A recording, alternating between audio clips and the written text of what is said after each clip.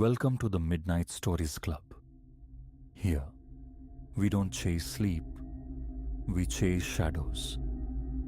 Each night, a tale is shared. Each tale darker than the last. Sit back. Light fades. The stories begin.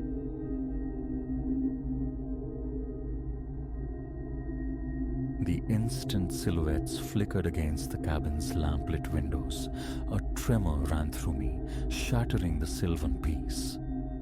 What began as a simple stewardship, watching Dr. Alverstone's secluded retreat, warped into a crucible of primal fear, a night whose echoes would reverberate through my future. My name is Elara. I navigate the lean landscape of postgraduate studies. When my mentor proposed a week guarding her remote haven during a conference, I seized the opportunity. A sanctuary for study, cradled by wilderness, perfection. Those initial days unfolded like a dream. The cabin, a cozy bastion with a veranda embracing panoramic forest vistas, stole my breath. Days were spent immersed in texts, wrestling with my thesis or wandering meandering woodland trails. Evenings found me nestled by the hearth's glow. The wind's soft symphony in the pines, punctuated by the occasional owl's query. Everything fractured on the fourth night. I was preparing a simple meal, humming softly with the radio's crackle, when abrupt silence fell. The power died, plunging the cabin into a profound darkness, relieved only by the fireplace's fading pulse. Initial annoyance yielded to practicality. Such outages weren't unheard of this far from civilization. Locating the emergency torch Dr. Alverstone had indicated, I moved to inspect the circuit breaker. Passing the wide living room window, peripheral motion snagged my attention. I froze, straining my eyes against the inky blackness beyond the glass. There, skirting the edge of the clearing, materialized three forms, advancing with unnerving deliberation towards the dwelling. A frantic drumbeat commenced in my chest. Visitors were an anomaly out here, but the skulking gait, hugging the shadows, screamed menace. Instinctively, I killed the torchlight, sinking below the windowsill. Had they seen the beam? Perhaps anonymity would deter them. Yet, crouched there, breath held captive in my lungs, a sound sliced through the quiet, chilling me to the marrow. The metallic snip of wire cutters. The phone line, severed. Panic surged, a suffocating tide. Isolation pressed in, miles from any soul, communication lines dead. My mobile, a useless brick in this signal-forsaken territory. Options warred within me. Flee? Into the lightless, unfamiliar woods? They likely knew this terrain intimately. Concealment felt safer, but where? The groan of footsteps on the porch boards galvanized me. Decision made. I snatched my backpack, stuffing in essentials, water, protein bars. Then, I slipped down the narrow stairs into the root cellar, a refuge Dr. Alverstone had pointed out for severe weather. The heavy door thumped shut behind me, just as the shattering report of breaking glass echoed from above. They were inside. The cellar air hung thick, musty, laced with the scent of damp earth and preserved things lining dusty shelves. I wedged myself into the tightest corner, behind stacked crates and forgotten gardening tools, striving to muffle my ragged breathing. Above, their presence manifested as noise. The thump and scrape of ransacked drawers, the jarring crash of overturned objects. What obsession drove them? Everywhere, commanded a rough, gravelly voice. The boss insists it's here. And the girl? Inquired another, the question stopping my heart mid-beat. They knew. Find her, the first voice snarled.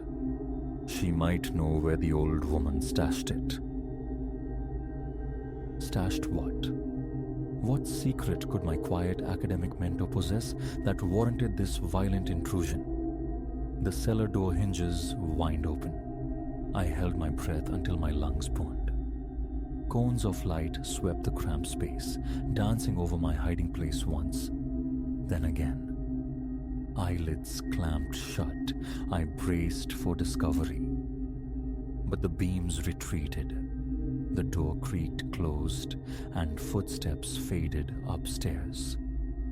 Unseen. For now. Time elongated in the subterranean darkness. How long I remained coiled there, every sinew taut, ears straining for the slightest sound from the violated space above, I cannot say. An eternity, measured in heartbeats. Eventually, the cacophony subsided. Silence descended, heavy and uncertain. Had they departed? I waited, mentally ticking off 1,000 seconds before daring to uncurl my cramped limbs. Pins and needles shot through my feet as I cautiously rose. Creeping to the door, I pressed my ear against the cool wood. Nothing. Drawing a shaky breath, I eased the door open a fraction, peering into the devastated main room. Furniture lay wounded, contents disgorged across the floorboards like entrails. Yet, the space felt vacant. I slid out, senses hyper-alert, scanning the wreckage for any lingering threat. Stillness. Had they truly gone? Just as a fragile tendril of relief began to unfurl, the low growl of an engine vibrated through the floorboards. Headlights scythed across the windows as a vehicle crunched onto the gravel outside. I dropped instantly behind the overturned sofa, heart hammering against my ribs. A car door slammed. Heavy boots approached the cabin. Results? A new voice called, sharp with authority. Negative, came the reply from near the porch. Place is clean. No document, no girl. Document? What document held such consequence?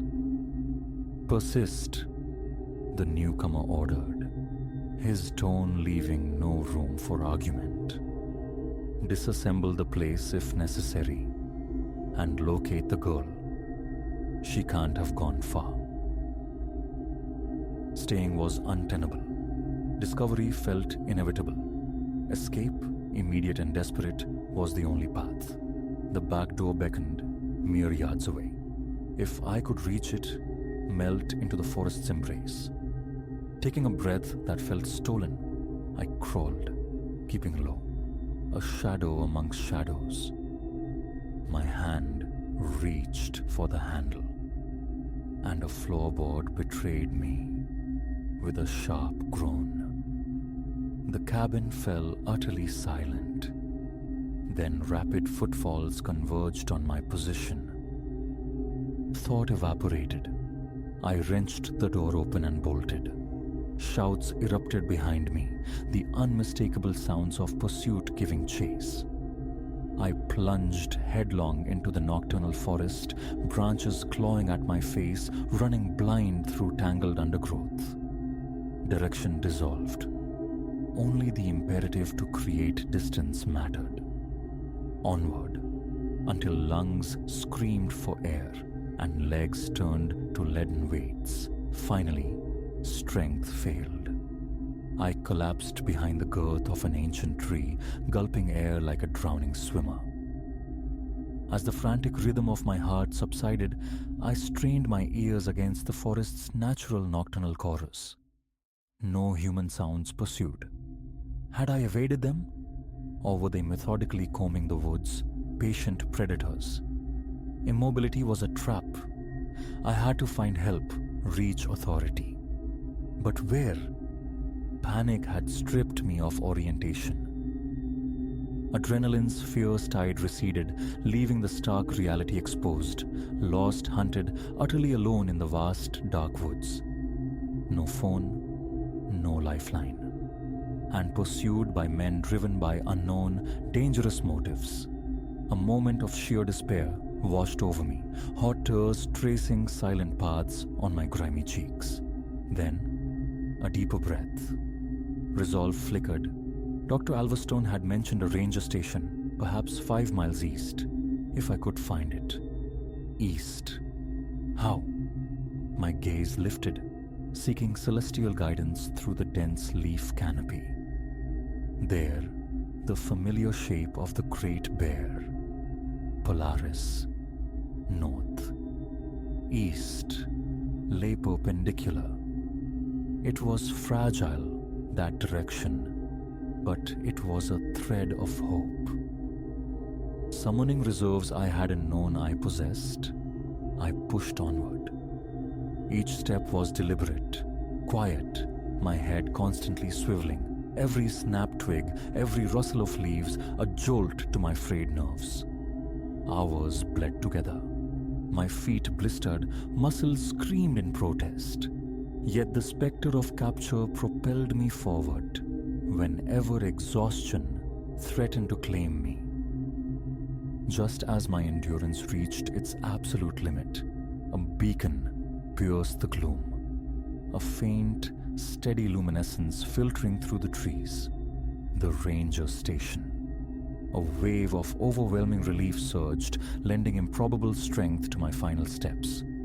I stumbled from the tree line into the station's small parking area as the first blush of dawn painted the eastern sky. The ranger on duty, startled by my disheveled, wild-eyed appearance, listened intently to my fragmented story before swiftly contacting the authorities. The ensuing days dissolved into a whirlwind of police interviews and flashing cameras. The truth surfaced. Dr. Alverstone was entangled in exposing high-level corruption. The men sought incriminating documents she possessed. Most of my pursuers were apprehended, but their orchestrator vanished. For weeks, every shadow held menace. Every unexpected noise convinced me he had returned to silence the witness. A year has passed since that night etched itself into my memory. Nightmares still stalk my sleep, replaying the desperate flight through the black woods. I dwell in the city now, seeking solace in its perpetual motion and light. My thesis gathers dust. The research tainted by association remains untouched. Yet, slowly, painstakingly, I am reclaiming the fragments of my life. Survival, I'm learning, extends beyond escaping immediate peril. It lies in confronting the phantoms within and forging ahead, day by measured day. Complete safety feels like a shore I may never reach again, but I carry a newfound knowledge of my own resilience. If I could endure that harrowing night, navigate that consuming darkness, then surely I possess the strength to face whatever lies ahead. So heed this. Should you ever find yourself enveloped by a remote silence and instinct whispers unease, listen. Sometimes the most lethal predators are not born of fang and claw, but walk upright, guarding secrets cloaked in shadow.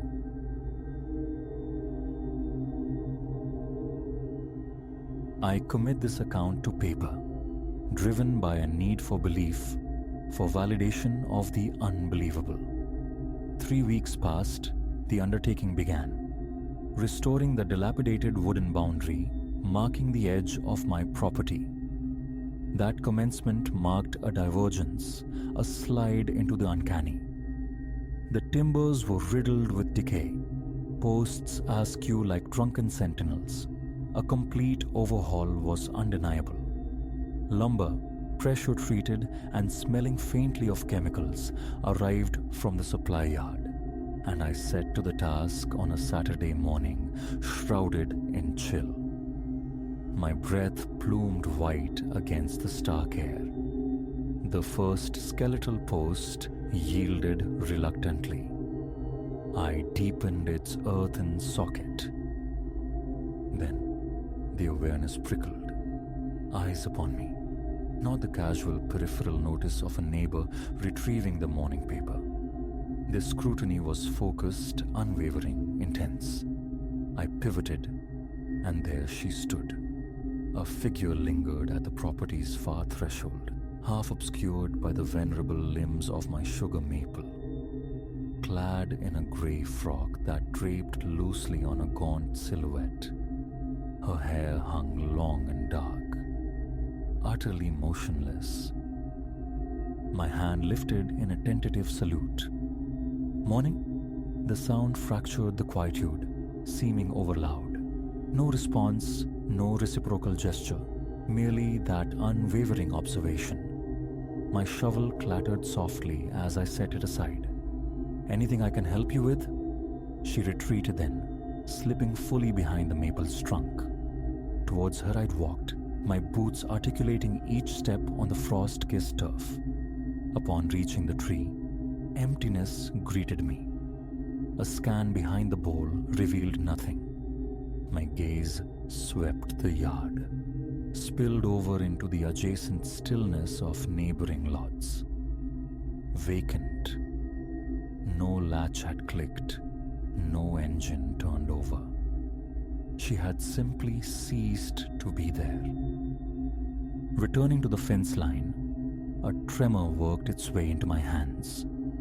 Beneath the heavy canvas of my jacket, the fine hairs on my arms bristled. My head swiveled constantly, seeking reaffirmation of my solitude. Sleep eluded me that night. Lying supine, staring into the textured darkness of the ceiling, I replayed the encounter. Her absolute stillness was the crux of my unease. Humans fidget, adjust, blink. She had been a portrait of immobility.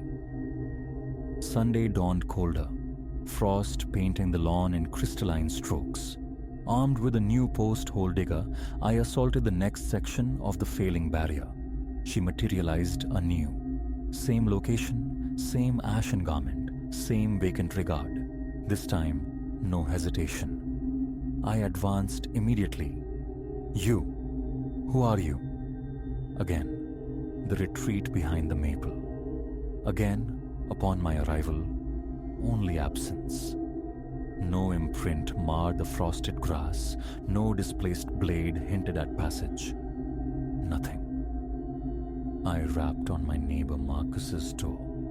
He answered, sporting a faded university sweatshirt, a steaming mug cradled in his hand.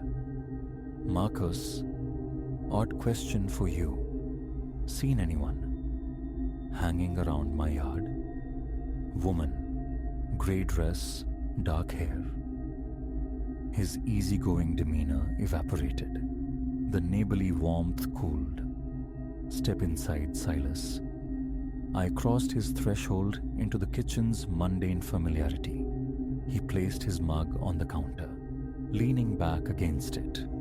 "The fellow before you, Mr. Henderson, mentioned something uncannily similar before he packed up. Said he'd spot a woman watching him from that precise spot. Always near the maple, always in grey. Claimed she'd vanish if he tried to approach.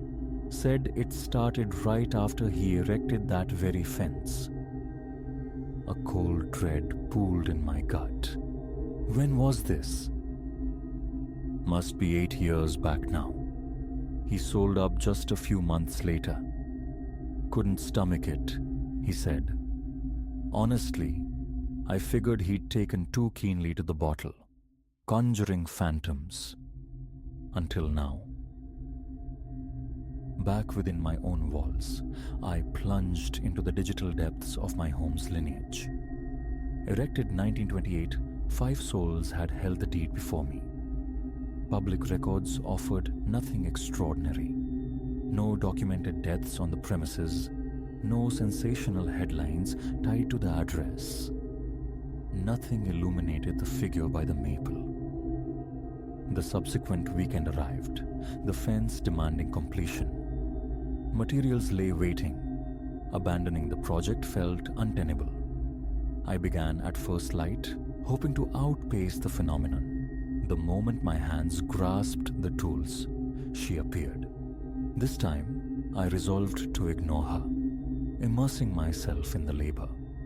Sweat traced cold paths down my spine despite the frigid air, my shoulders rigid with tension. A flicker of movement snagged my peripheral vision. Not a retreat, an advance. I spun, shovel held defensively. 10 feet nearer she stood, her features now disturbingly distinct, pallid flesh stretched taut over bone, shadowed hollows beneath her eyes, lips compressed into a bloodless seam. My pulse hammered against my ribs. My throat constricted. I tightened my grip on the digger, its steel suddenly a desperate talisman. Another step she took. Her motion was fundamentally wrong. A glide, unnervingly fluid, as if she slid across the terrain rather than walked upon it. I recoiled. What is it you want? Her mouth opened, a dark cavity, but emitted no sound. Her eyes, however, they darted to the fence, to the fresh, raw wood of the new posts, then locked back onto mine. The tools fell from my nerveless fingers. I bolted indoors, slammed the lock, yanked the blinds shut. Hours passed on the sofa, enveloped in a paralyzing tremor. That night, scratching noises drifted from the backyard, the sound of fingernails dragged across wood. I refused to look. Monday found me calling in sick, dedicating the day to tangible history, escaping the digital for the archival.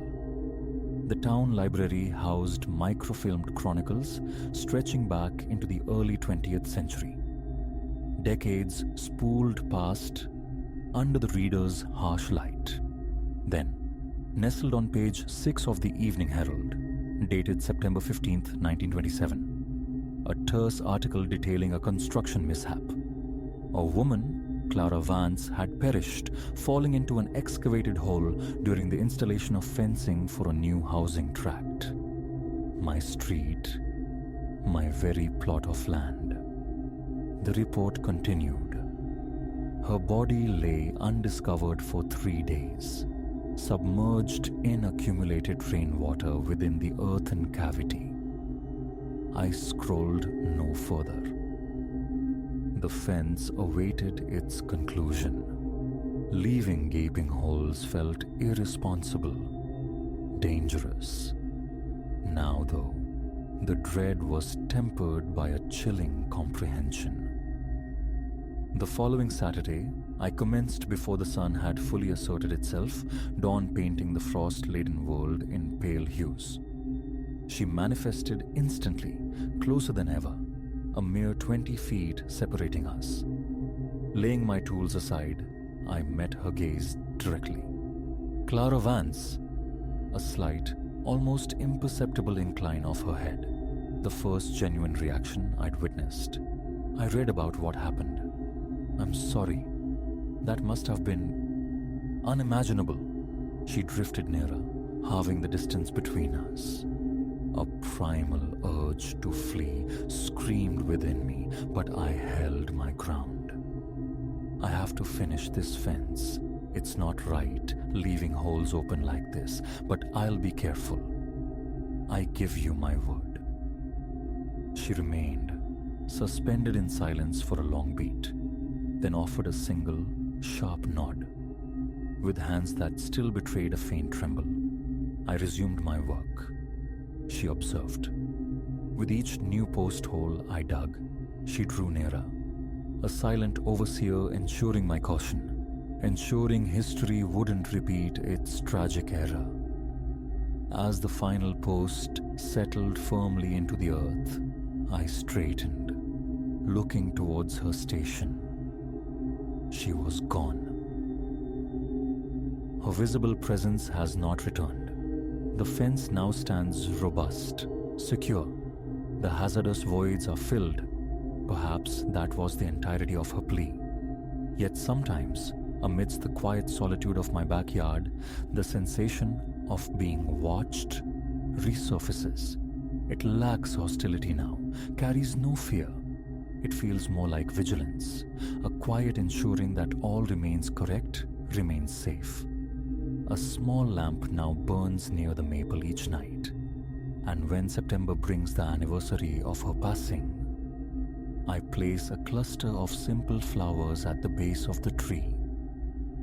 Marcus inquired recently, casually, if the woman in grey had reappeared. I answered truthfully, no. But the lamp, the flowers, the peculiar rustle of maple leaves on windless days, these details remained unspoken. Some truths resonate better in silence. Some guardians prefer anonymity.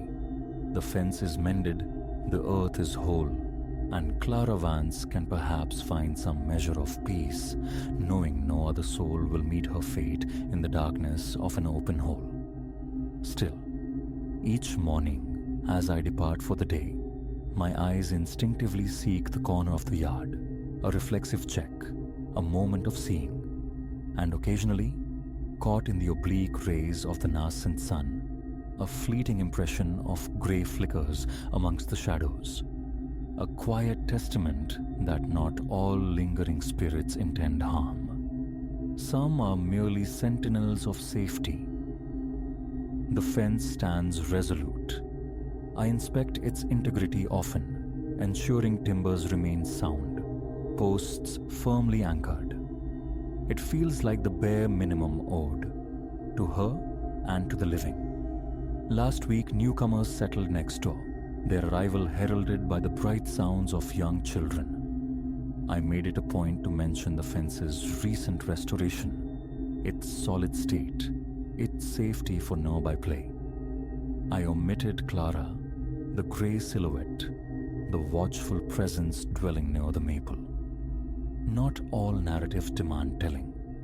Not all protectors require introduction. But every dawn, a small nod towards the ancient tree serves as my quiet acknowledgement, a gesture of understanding, of deference. And sometimes, just sometimes, I fancy a subtle reciprocation, the barest tilt of an ethereal head, the faintest stir of a grey garment. The boundary holds firm, the yard remains secure, and Clara Vance keeps her vigil, ensuring no one else stumbles into the void. It is all she desires. It is all she has ever desired. And for the duration of my tenure here, I will help maintain that silent pact, ensure the safety, uphold the fence's strength, keep her memory from fading entirely. It is the least I can offer the woman behind the tree.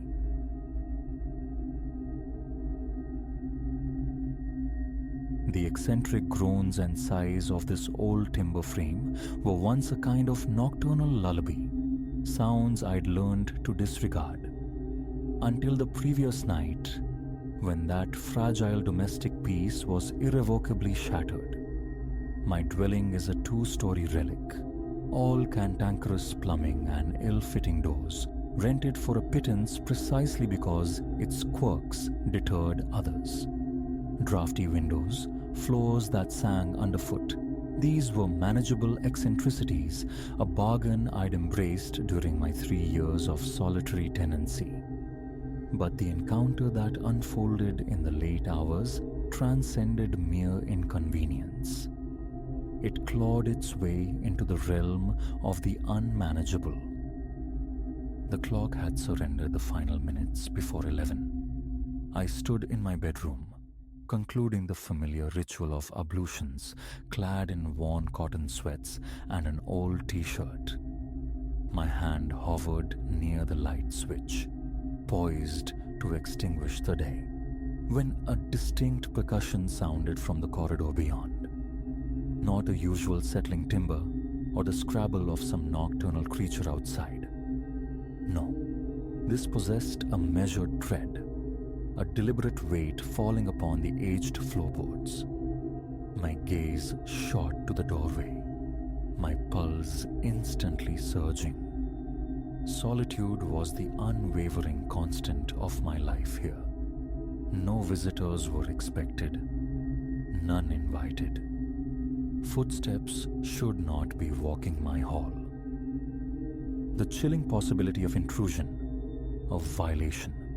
Motionless, I strained my ears, the air suddenly thick, my throat constricted, dry. Swallowing felt like forcing down grit. My searching hand found the cold, reassuring heft of the heavy torch beside my bed. A meager weapon, yet something solid. Plunging the room into concealing darkness felt tactical, safer. I crept towards the threshold, pressing my ear flat against the unyielding wood panel. Through the sliver beneath the door, the hallway was an impenetrable abyss. The cadence halted. Silence descended, thick and expectant, stretching taut. I waited, every muscle coiled. Then, a different sound emerged. A soft, frictional whisper, like heavy fabric being dragged across the floorboards. Abruptly, the pacing resumed, back and forth, methodical and unnerving. A fragile sliver of courage urged me forward. I needed to see just a glimpse. My heart hammered against my ribs, a frantic drumbeat audible in my ears. As my fingers brushed the cool brass doorknob, a susurrus bled through the wood. At first, it was barely perceptible, a thread of sound I might have imagined. Then it coalesced, gained texture, a low, guttural whispering, shaping syllables in a language utterly alien to me. The tone was rough, frayed. Amidst the incomprehensible murmuration, one word snagged my attention, chillingly familiar, impossibly present. My name. Ilara. My hand recoiled as if burned, and glacial knot formed low in my gut, breath catching sharp and high. Tremors seized my fingers. Instinct screamed for rescue, for the authorities, yet a profound paralysis held me captive. The whispering persisted, a sibilant stream weaving my name, Ilara, into its strange, intrusive fabric. It felt less like sound, more like a violation tunneling directly into my mind. Resolve hardened through the fear. Fling the door wide, I thought, banish it with the torch beam. I grasped the knob again, bracing myself. The instant my fingers tightened, the whispering surged, escalating into an urgent, frantic muttering. The cadence quickened. My name spat out repeatedly. Faster now. A warning. I twisted the knob. It met unyielding resistance. Strange. I never locked this door. There was no external lock to be engaged. I jiggled it, rattled the mechanism. Useless. It was utterly stuck. Bracing my shoulder, I pushed against the wood. A palpable pressure answered from beyond. Immense, steady, terrifyingly intimate. Whatever whispered was right there, inches away, leaning back. Adrenaline surged, a desperate, frantic fuel. I hurled my weight against the panel again, slamming my shoulder into the unmoving wood. My heart hammered violently. My palms were slick with cold sweat. The door held as if fused to its frame. The voice, no longer whispering, transformed into a rasping hiss that filled my ears, seeming to emanate from the very air around me. Elara. Elara. The bizarre syllables wrapped around my name, louder, closer. Panic erupted, raw and ragged. Feeble shouts tore from my throat. "Leave me alone. I'm calling the police." My voice emerged thin, trembling, devoid of any real threat. Scrabbling back to the nightstand, I snatched my mobile phone, clutched like a talisman. The screen displayed mocking emptiness. 0 bars. Service here was patchy, but never entirely absent. I stabbed at the call button anyway. Static. Silence. My throat felt impossibly tight. Breath burned in my lungs. I retreated further into the room, the torch beam a useless circle of light on the impassive painted wood of the closed door. The hissing subsided into a steady, overwhelming drone, vibrating deep within my chest. What now? Escape? The second-story window overlooked the fenced, lightless abyss of the backyard. A desperate leap promised injury, not freedom. My mind raced, conjuring images: a prowler, a disturbed stranger playing cruel games. Yet that voice, it wasn't merely human. It possessed a frayed, damaged quality, like strained vocal cords, or something else entirely, something not meant for speech. Time stretched thin, elastic, each second an eternity spent listening to the drone. I waited, praying for it to cease, for the presence to withdraw. The volume ebbed and flowed, a tide of auditory dread, sometimes fading to near silence, sometimes swelling to a physical pressure. Periodically, drawn by a morbid compulsion, I'd try the door again. Each touch to the knob provoked a fresh surge of sound, a sibilant reinforcement of the barrier.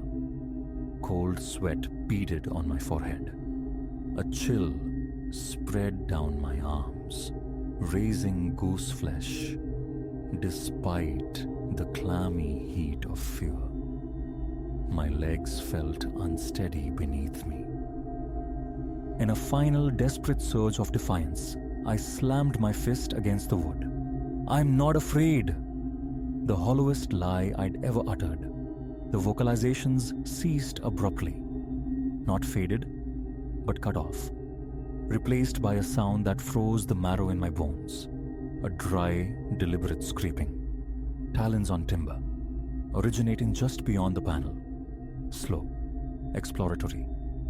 My scalp prickled, hair lifting, rough, like claws digging, testing the grain. I backed away again, torch beam trembling on the door, searching for any sign of breach on my side. Nothing. But something was undeniably happening on the other. Restless energy propelled me around the small confines of the room, searching for leverage, a tool, anything to force my escape.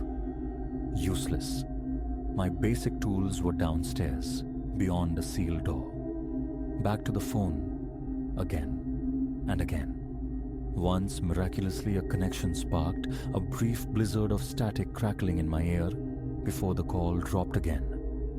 True isolation descended, absolute and suffocating. I flung open the window, leaned into the indifferent night air, and screamed for aid, for anyone. My cries were swallowed by the heavy stillness, absorbed by the distance between the sparsely scattered houses on this block. Below, the familiar geometry of the old fence and overgrown bushes offered no response, no sign of life. Only darkness stared back. Gradually, almost imperceptibly, the scraping stopped. The oppressive presence seemed to recede. A low murmur returned briefly, repeating my name, Elara, a few more times, each utterance fainter than the last, until it dissolved entirely into the profound quiet of the old house. silence, yet it felt pregnant with menace. Watchful, I crept back to the door, listening intently. Nothing but the frantic thrumming in my own ears.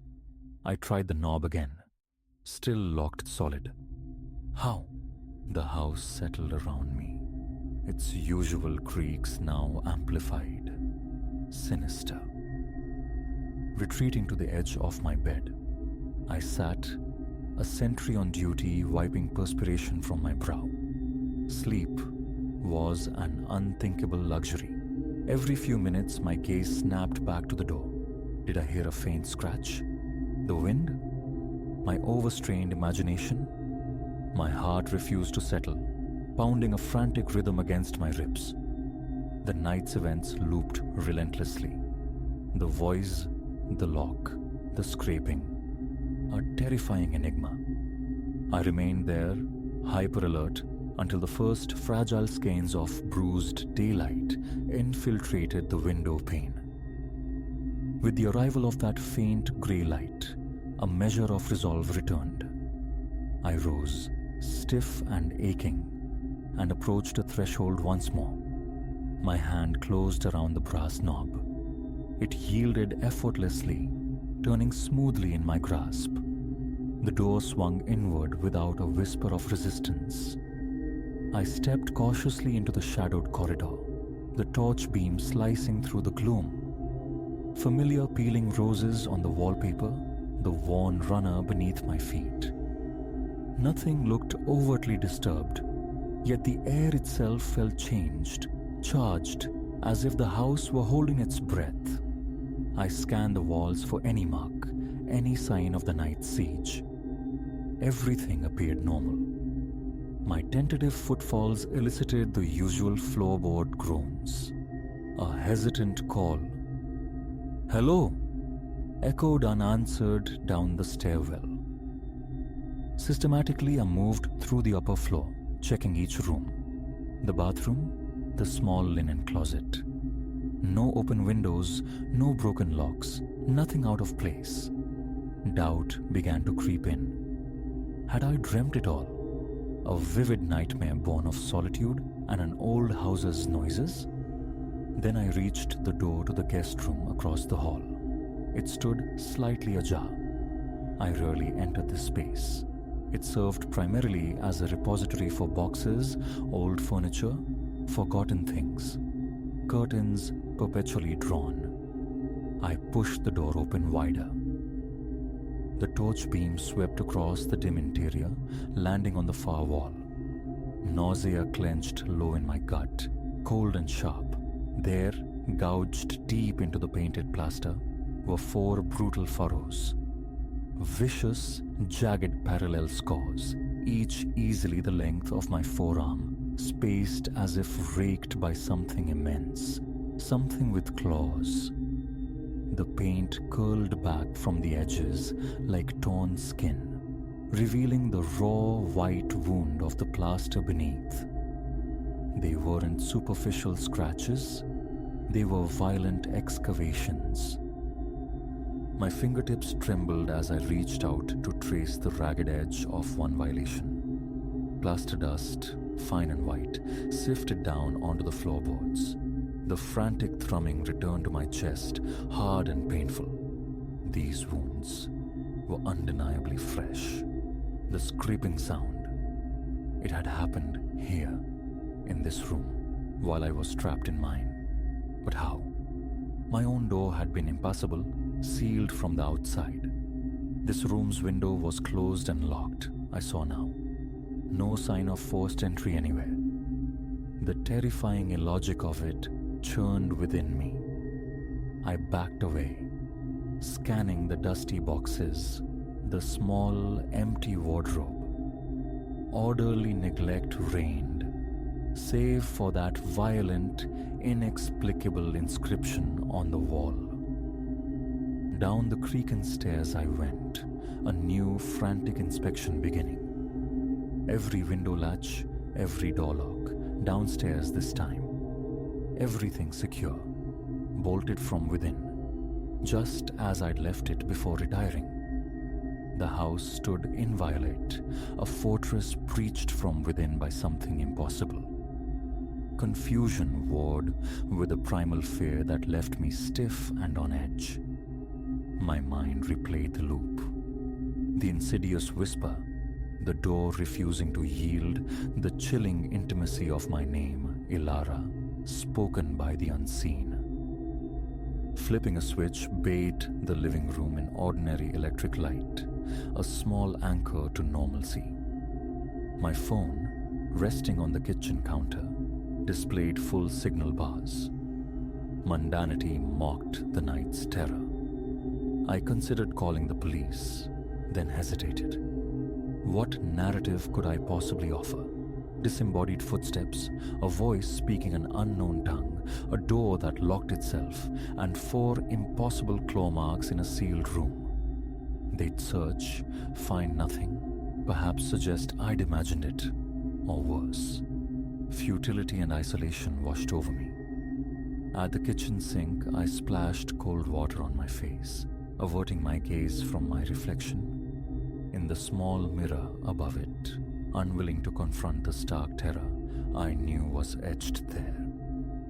My hands still trembled slightly. I gulped a glass of water, but it did little to quell the inner tremor or slow the frantic race of my thoughts. Compelled by a need for answers, however elusive, I ascended the stairs again, each step heavy with reluctance. The house seemed watchful now, imbued with a silent, waiting quality it hadn't possessed before. Entering the guest room, now illuminated by weak morning sunlight filtering through a gap in the curtains, felt like trespassing. The marks on the wall stood out starkly, more disturbing in the light. The edges were ragged, brutal. Powdered plaster dusted the floorboards directly beneath. I knelt, searching meticulously, floor, baseboard, window ledge, frame, for any print, any fiber, any microscopic clue. Nothing. The window remained securely fastened from the inside. No marks marred the sill or frame. I moved back to the hallway, re-examining my own bedroom door. The simple twist lock on the inside turned easily. No sign of tampering. No damage. Downstairs again, a restless circuit of the living room, the dining area, peering under stairs, behind furniture, into the small laundry room. Nothing. The house remained quiet, almost unnaturally so. Finally, I collapsed onto the living room sofa, nerves frayed to the breaking point. Silence pressed in, heavy and profound, amplifying the dull ache in my muscles, the frantic scrambled state of my mind. Sleep remained a distant, unattainable shore. Closing my eyes conjured the rasping whisper, the memory of immense pressure against my door. I felt trapped, not by the house's walls, but by the indelible memory of the ordeal. Should I flee? Abandon this place? But where would I go? This structure, flawed and unsettling as it now felt, was my home. And I wrestled with denial, hallucination, stress manifesting in bizarre ways. But the gouges upstairs screamed otherwise. They were real, physical, undeniable. Something was in here last night. Something that spoke incomprehensible words, yet knew my name. Ilara. Tonight looms, an unknown, terrifying quantity. My bedroom feels violated, unusable. Will I keep vigil here in the living room, bathed in artificial light? Or should I run, seek anonymity elsewhere? No. Some instinct tells me this is my ground to hold. The encounter felt specific, personal, targeted. So I prepare as best I can. Every lock rechecked, every bolt shot home. I've rearranged furniture, creating clearer sight lines down the hall, eliminating shadows where fear might fester. The phone sits beside me, fully charged, my fragile link to the outside world. I wait, and I listen. The daylight hours crawl by, saturated with a strange tension. My gaze drifts unwillingly, repeatedly, towards the staircase leading up, towards the violated room above. The thought of those marks sickens me. Irrefutable proof that last night's horror was not some fever dream. Perhaps later I'll call Rowan, invent some mundane excuse for needing company overnight. Explaining the truth feels impossible, bordering on madness, yet having another presence here might offer some comfort, some buffer against the unknown. Though a chilling thought persists, locks and bolts proved irrelevant last night. If it wants to return, what defense do I truly have? I recount this now, not seeking answers or solace, but as testament, a record should the silence break again. Rationality offers no foothold here. The sequence defies logic, the disembodied voice, the impossibly locked door, the physical scars left behind. All that remains is the chilling echo of my name, Elara, whispered in the dark, and the visceral memory of terror. Fear is a cold companion, tightening its grip around my chest, leaving my limbs feeling heavy and unresponsive. But paralysis is a luxury I can no longer afford. Let the night come. If the whispers return, if the scraping resumes from beyond the walls, I will meet it, alert, armed with nothing but a torch and the desperate, ragged courage of the cornered. There is nothing left to do but wait and face whatever darkness this old house holds.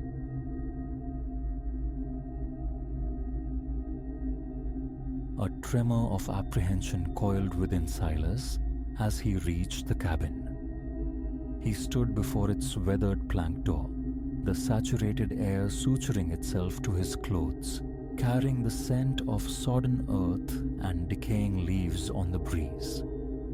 The ascent had been a long, silent crawl up the hillside, swallowed by a fog that refused to yield. His fingers, still cramped into claws from gripping the wheel, felt alien. He pushed the door inward, letting the threshold's darkness claim him for a heartbeat before finding the switch for the solitary, overhead bulb. One vast room unfolded, housing a rudimentary kitchen alcove and a precipitous flight of stairs ascending to a loft. Time-worn wooden furniture hugged the perimeter. Each footfall on the floorboards elicited a weary groan. Neglect draped the space like a shroud, yet it lacked the violation of deliberate wreckage. Silas deposited his duffel, testing the sturdiness of the chairs. One responded with a precarious wobble. Dust filmed the walls, thickest near the windows where a faint, musty sigh hung in the air. He traced a line across a tabletop. His fingertip came away smudged grey. In the kitchen nook, the faucet coughed and sputtered before conceding a meager trickle of water. The stove appeared archaic, its companion cabinets largely barren save for a few chipped plates and mugs, seemingly clean. Silas traversed the main room, his gaze drawn to the staircase. Narrow, steep. Each riser popped softly under imagined weight. Reaching the loft revealed a constricted space hunched beneath a low ceiling. A naked bed frame occupied one corner. Nearby, another door, presumably to attic space or storage, resisted his touch. Stuck fast. He didn't press the issue. Intrusion wasn't his purpose. Solitude was the quarry. Descending, he unfurled his sleeping bag near the hearth, beside which lay a promising stack of firewood. He tested a few logs, dry enough. Igniting a fire took minutes, the nascent flames crackling, spitting sparks, slowly bleeding a welcome warmth into the room that kissed his chilled face. His agenda: several days adrift from distraction. Silence was his preference, solitude his comfort. Bustling places frayed his nerves. Rest, perhaps some aimless wandering through the mist, an attempt to unscramble the static in his head. That was the extent of his ambition. A quiet refuge, nothing more. The first day dissolved uneventfully. Silas paced the cabin's confines, inspected window seals for drafts, arranged his meager provisions. Outside, the fog held its siege. As dusk bled into the air, he lit candles he'd brought, preferring the simple flicker to the dubious lanterns provided. Later, cocooned in his sleeping bag near the hearth's embers, the fire's glow painting shifting patterns on the ceiling, he lay listening. Only the ceaseless sigh of the wind and the random snap of a distant branch reached him. Gradually, weariness pressed down on his eyelids, pulling him towards sleep. Then, a whisper of sound from above. A faint step. His eyes snapped open. The loft floor lay directly overhead. Old timbers settling, he reasoned. It came again, sharper this time, the unmistakable complaint of a board yielding to weight. Silas froze, his heart suddenly a frantic drum against his ribs. He stared upward, breath held, straining. Seconds stretched. Another step. A slow, deliberate creak. He swallowed against a dry throat, forcing logic. The wind. The structure breathing with the temperature shift. He stared until his eyes ached, but silence reclaimed the space. Exhaustion eventually dragged him under. Morning found him stiff-necked, the fire dead, his breath pluming in the frigid air. Sitting up, Silas scanned the cabin. Everything remained untouched. No alien prints marred the dust. No sign of forced entry disturbed the quiet. He tried to dismiss the unease clinging to him like the dampness outside. Opening the front door offered little relief. The fog remained a dense, obscuring curtain, swallowing the treetops whole. Moisture beaded instantly on his jacket. The wind carried a chill that pricked tears from his eyes. He decided on a brief circuit around the cabin. The ground yielded softly beneath his boots, sodden and dark. He listened to the wind combing through unseen branches, noting the utter absence of bird song. The world felt paused, muted. Back inside, he coaxed the stove into life to brew coffee, its flame a low hiss. Seated at the table, sipping the bitter liquid from a chipped mug, his thoughts circled back to the nocturnal sounds. One part of him sought dismissal, the other obsessively replayed the creaks. Coffee finished, he began tidying, wiping dust from surfaces needing the distraction. He rechecked the windows. The frames felt damp but sound.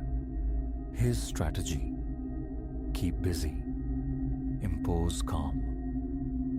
That afternoon, the cabin itself seemed to sigh. Soft popping sounds emanated intermittently from the walls. Wood contracting, Silas assumed. The floorboards groaned under his weight predictably, but other subtler noises surfaced. Faint susurrations from corners, like quiet exhalations. He'd pause, listening intently, eyes darting, finding no source. He tried to anchor his mind to practicalities.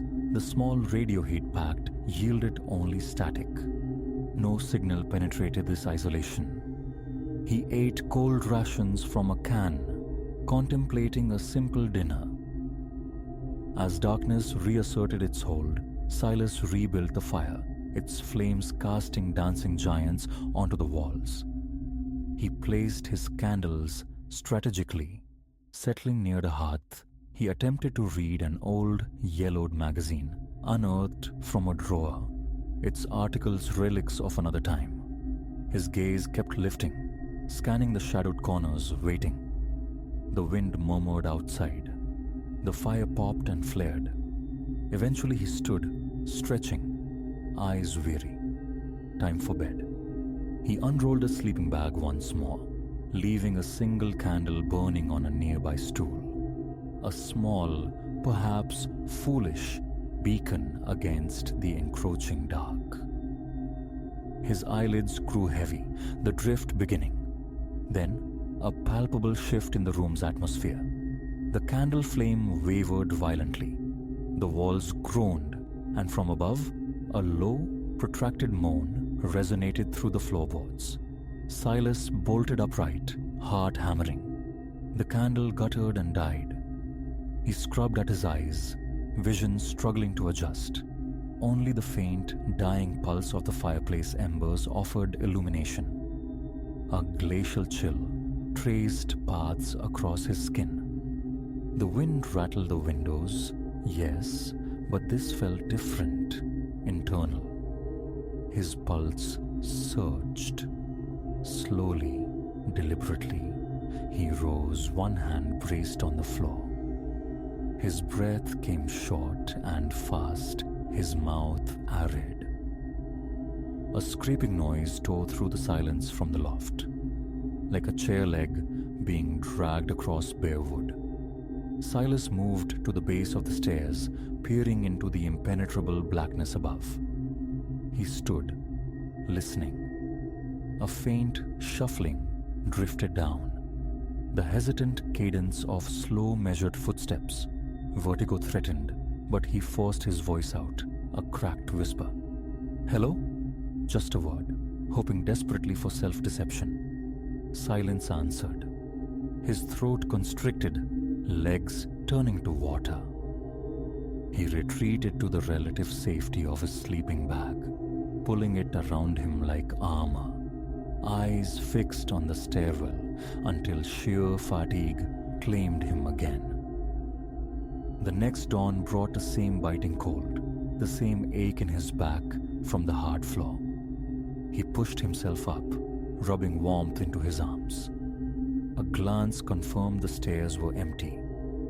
The candle on the stool was a slumped monument of cooled wax. He poked numbly at the fireplace ashes, the memory of the loft sounds stark and undeniable. He hadn't imagined it. Footsteps. The day passed under a pall of anxiety. He forced down bread and more canned food. He compelled himself outside again, into the persistent fog. The cabin's silhouette dissolved behind him as he wandered the slope. Trees crowded close, their trunks slick and dark. The silence pressed in, immense. Branches shivered in the breeze. Once, the distant crack of a falling limb echoed. He walked until disorientation set in, a tightening in his chest signaling he was lost. He hurried back, the sight of the cabin bringing a perverse relief tangled with dread. Late afternoon saw the temperature plummet. Shivering even indoors, Silas built a larger fire. While it caught, he prowled the cabin, a nervous sentry. He opened cabinets, peered beneath furniture, and, drawn by a morbid curiosity, ascended to try the loft door again. It remained stubbornly sealed, resisting his shoulder, feeling braced from the other side. His palm grew slick against the knob. He let go, breathing heavily, trying not to speculate about what lay beyond. That evening, he lit more candles, placing one at the stair base, one on the table, one near his sleeping bag, a desperate attempt to banish shadows. He sat before the fire, mind racing. An animal trapped upstairs? A hidden intruder? Or was his own sanity fraying in the isolation? He fought sleep, determined to remain vigilant. Around midnight, the candle flames began to dip and sway in unison. The air grew heavy, viscous, then a sound so faint it was almost subliminal. His name, whispered, seeming to emanate from the very walls around him. Silas went rigid. He scanned the room for drafts, finding none. The whisper brushed past his ear again. He shot to his feet, legs unsteady. His heart pounded against his ribs. He spoke aloud, unsure later of the words, perhaps a command, a plea. Leave. Instantly, the candle on the table extinguished. The one by the stairs flickered, then died. Gooseflesh prickled his arms. He snatched the last candle, his hand trembling so violently the flame jittered. A floorboard creaked behind him. His stomach plummeted. He spun around. Empty darkness met his gaze, but the feeling of presence, of movement across the floor, was undeniable. His mouth was utterly dry. He backed away until his shoulders hit the rough wall planks. Run, his mind screamed, run out the door. But his body was locked in place, pressed against the wood. His final candle sputtered, flared briefly, and winked out. Total darkness enveloped him. His own breathing sounded unnaturally loud. The cabin seemed alive, filled with infinitesimal clicks and creaks. He thought he detected faint respiration, shallow and slow. Not his own. Reaching out blindly, his hand found the back of the wobbly chair. He gripped it, anchoring himself. A moment passed, then he fumbled in his pocket, finding his lighter. Spark, spark, spark. A tiny flame bloomed, pushing back the oppressive blackness by mere feet. He stumbled towards the hearth, managing to place dry kindling onto the embers. After several tense attempts, a fragile flame caught. He knelt there, lighter still clutched tight, every muscle screaming. He listened. The fire crackled, grew, casting a slightly wider circle of hesitant light. He waited, ears straining. A minute crawled by, then another. The sense of presence remained, palpable, close, yet unseen. Sweat beaded on his forehead despite the chill. Gradually, the oppressive weight in the room seemed to lessen slightly. The fire's glow steadied, illuminating the immediate area. Knees shaking, Silas stood. He looked towards the stairs, empty. Towards the door, closed. He wiped his brow, trying to regulate his breathing. His hands felt clammy. Retrieving his flashlight from near the sleeping bag, he switched it on. The beam sliced through the gloom. He swept it across the floor, the walls. Nothing. No footprints. No disturbance. His teeth began to chatter, a combination of cold and stark terror. Sleep was impossible. He spent the remainder of the night huddled with his back to the fireplace, flashlight in one hand, lighter in the other. Periodically, he fed the flames, warding off the encroaching cold and shadows. His nerves were a braided raw. Every settling groan of the cabin made him jump. The tightness in his chest never eased. The whispering returned sporadically, indistinct murmurs that seemed to shape his name, sometimes from within the walls, sometimes from the void above. His scalp tingled with each recurrence. He focused fiercely on the fire's heat, the scent of wood smoke, desperate anchors to reality. Dawn arrived not with brightness, but with a grudging grey light filtering through the windows, rendering the cabin's interior visible again. A wave of exhausted relief washed over Silas. He forced himself to eat, his stomach churning, swallowing difficult. His hands shook too badly to hold his mug steady. A decision loomed. Part of him screamed to flee. Another felt strangely challenged, rooted to the spot by the cabin's antagonism. But a memory of his purpose surfaced. Peace, not this harrowing ordeal. He resolved to leave. He folded the sleeping bag, gathered the spent candles, collected his refuse. The cabin felt sentient, watchful. The skin on his neck prickled. He fought the constant urge to look over his shoulder. Staying longer, he knew, risked unraveling completely. The feeling of something shifting just beyond sight, behind the walls, never dissipated. Outside, he loaded the car, the air cold and thick with moisture. The fog clung stubbornly to the hillside. Closing the trunk, he cast one last look at the cabin. Its old wood seemed to dissolve into the mist, its form indistinct, spectral. He slid into the driver's seat, turned the key. A sudden surge of adrenaline, the anxiety of finality, made his pulse hammer, sweat springing to his temples. He put the car in reverse, easing away, pointing it down the slope. Driving, he kept his eyes fixed on the winding track ahead. The wind gusted, sending the fog swirling across the path like phantom dancers. He risked a single glance in the rearview mirror.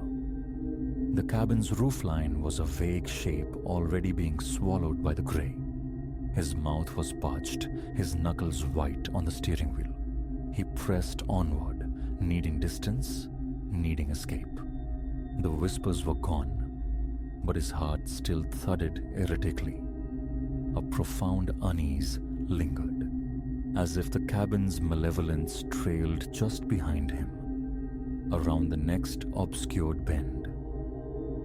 He drove until the oppressive weight began to lift, until the air thinned and cleared downslope. Patches of pale sky emerged. His muscles slowly unlocked, the tension easing from his shoulders. His breathing steadied. He realized how little he'd blinked. Taking slow, deliberate breaths, he focused on the road unfolding. By the time he reached the main highway, sensation had returned to his numb fingers. A deep, weary ache permeated his body. His eyes burned from sleeplessness. He swore he would never go back. Not to the footsteps in the loft, the disembodied whispers, the chilling certainty of an unseen watcher. The hoped-for retreat had warped into something else entirely. A descent into a tension deeper than any he'd known. Even now, safe in the mundane world, the image of those shadowed corners remains vivid. The sound of creaking boards overhead an echo in his memory. He cannot shake the feeling of that presence standing silently behind him in the absolute dark, observing. The cabin had released him physically, but it resided still in the back of his mind, patient, perhaps waiting. He had no intention of ever answering its silent summons.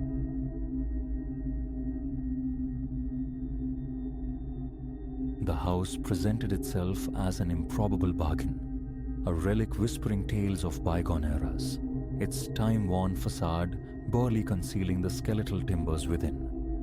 Its allure, undeniable, the cost a mere whisper against the city's roar. I, Ilara, embraced it without undue scrutiny, grateful for the inexpensive sanctuary, a space to momentarily anchor myself. Floorboards groaned underfoot like arthritic joints, and the air hung thick with an aroma less of decay than captured time, dust motes, forgotten occupants, something indefinably still.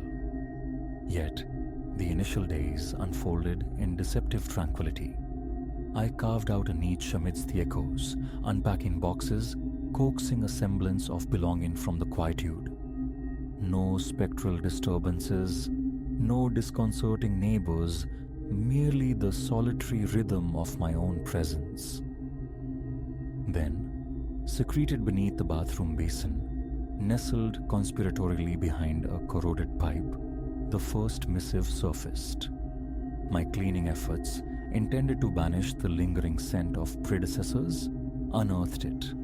A fragment of paper, frayed at the edges, creased as if clutched in a fist. The script was a frantic scrawl, birthed in haste or tremor. Just 3 words. Be careful. He knows.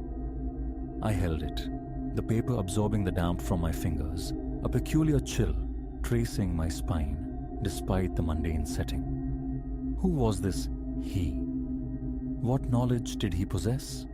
A remnant surely from a previous inhabitant. A childish game, a fragment of some forgotten drama. I crushed the paper, dismissing its unsettling resonance, consigning it to the bin. Odd, certainly, but irrelevant to me. Days bled into one another, the memory of the note fading like old ink. I grew accustomed to the house's sighs and murmurs, navigating its spaces with increasing familiarity. Until, clear in a high kitchen cupboard, another scrap appeared. This one adhered to the inner door with brittle desiccated tape. The same agitated hand, the message starker still. He watches. A deeper unease stirred this time, a prickle beneath the skin that logic struggled to soothe. Another leftover absurdity, I insisted internally. Perhaps the work of bored teenagers. Yet, a nascent certainty whispered it was intended for me. I ripped it down, banished it to the trash, resolving to ignore the tendrils of disquiet. But a feeling clung, an unwelcome shadow. My movements through the house became less assured, punctuated by furtive glances into corners behind doors. Each drawer pulled open, each cabinet unlatched, carried a jolt of apprehension, a half-formed expectation of another cryptic warning. For a time, however, silence reigned. A week drifted past. Engaged in the mundane task of vacuuming beneath the bed, the nozzle snagged on something affixed to the underside of the frame. My breath hitched. Reaching under, fingers closing around aged tape and paper, I peeled it free. That familiar, jagged script. Whatever you do, don't look for him. I sank to the floorboards, the note trembling in my grasp. This transcended coincidence surpassed any notion of a prank. The deliberate concealment, the escalating intimacy of the hiding places. It felt targeted, a sequence designed for discovery, a performance for an audience of one. But the identity of he, the reason for his vigilance, remained shrouded in unnerving ambiguity. Paranoia began to bloom in the fertile ground of my solitude. My own reflection in the darkened window pane seemed alien, suspect. Each shadow stretched into a potential observer. Every settling groan of the old structure, a footfall on the stair. Locks were checked, rechecked. Bolts slid home with a frequency bordering on obsession, a futile ritual against an unseen presence. I reasoned, argued with myself, leftover debris, a malicious game, but the gnawing apprehension persisted, an internal hum I couldn't silence. Several nights later, poised on the edge of sleep, a subtle hardness beneath my pillow registered against my cheek. Heart hammering against my ribs, I fumbled beneath the linen, fingers closing on another torn fragment. This one felt different. The paper was crisp, uncreased, lacking the aged patina of the others. It felt recent. He waits until you're asleep. I bolted upright, the words landing like a physical blow. Someone had placed this here, tonight, while I was settling, drifting. The room, steeped in shadow, suddenly felt vast and populated. My eyes strained, seeking movement in the peripheral darkness, the weight of unseen scrutiny pressing down. Vulnerability washed over me, cold and absolute. Sleep became a luxury I could no longer afford without illumination. The bedside lamp cast long, dancing shadows, transforming familiar objects into grotesque shapes. Nightly rituals now included exhaustive tours of the house, flashlight beam cutting through the darkness, probing closets, peering into crawl spaces, seeking reassurance that I was indeed alone. Yet, the insidious messages continued their silent assault. The culmination arrived after a draining shift at work. Exhaustion weighed heavy as I trudged towards my bedroom, craving only oblivion. But oblivion was denied. There, stuck against the duvet, positioned dead center on my bed, lay another piece of paper. Not a torn scrap this time. It was whole, the handwriting marginally clearer, yet retaining its disturbed energy. The words, larger, bolder, screamed silently from the page. I know what you did. Time fractured. My pulse ceased, then resumed with painful intensity. I stood rooted, a statue carved from ice and fear.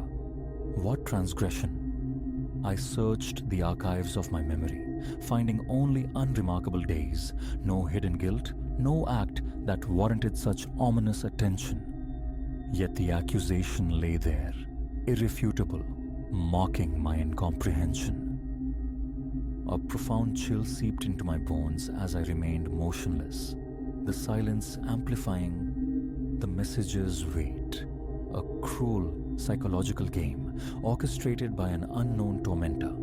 The impulse to flee warred with a stubborn refusal to be driven out. Defiance, perhaps foolish, won. I acquired a small camera, positioning it discreetly, its unblinking eye aimed squarely at the bed, determined to unmask the phantom messenger. 2 days yielded nothing but empty recordings of my own comings and goings. A fragile tendril of relief began to unfurl. Perhaps the watcher had tired of their sport. Then, 2 nights later, burrowing into my pillows, my hand encountered the telltale crinkle of paper inside the pillowcase. Tremors seized my hands as I extracted it. The familiar, chaotic script conveyed 3 chilling words. We saw you. Sleep was impossible that night. I lay rigid, adrift in the amplified silence of the house, every creak a footstep, every tick of the hall clock a countdown. The darkness pulsed with imagined presence. Multiple times I rose, compelled to verify the locks, the windows, finding everything secured, yet feeling utterly exposed. As dawn painted the windows grey, the fragile thread of my resolve snapped. Urgency propelled me, belongings haphazardly stuffed into bags. Halfway to the door, reaching beneath the bed for my shoes, my fingers brushed against it. Another note. Bile rose in my throat. I snatched it up, compelled to read this final, violating message. Concise, brutal. We'll be back. No further hesitation. The note dropped from numb fingers. I fled the house, the oppressive atmosphere clinging like grave dust. Behind the wheel, hands slick with sweat, the engine roared to life, carrying me away from the place that had promised sanctuary and delivered only dread. The house diminished in the rearview mirror, a fading monument to an inexplicable terror. Miles dissolved behind me, yet the questions remained, sharp and persistent. Who were they? What did they believe I had done? And the echo of their final promise resonated long after the house was lost to sight. A cold whisper in the quiet moments. Are they still watching?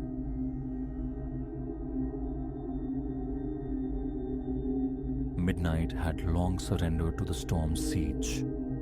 Rain lashed Ilara's windows, a percussive fury against the glass, punctuated by thunder that vibrated the very bones of the old apartment building, causing the lights to stutter nervously. Solitude pressed in, thick as the humid air.